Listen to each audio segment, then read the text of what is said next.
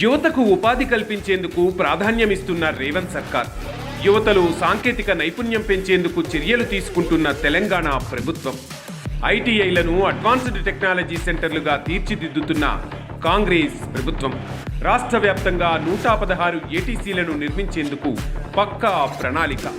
ఒక్కో ఏటీసీకి 8.77 కోట్ల బడ్జెట్ కేటాయింపు.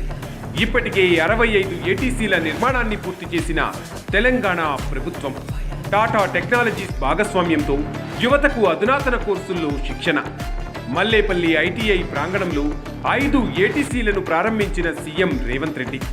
మరో 51 ఏటీసీలు మంజూరు చేసిన తెలంగాణ సర్కార్ ఏడాదిలోగా రాష్ట్రంలో 116 ఏటీసీలను అందుబాటులోకి తెచ్చేలా కార్యాచరణ.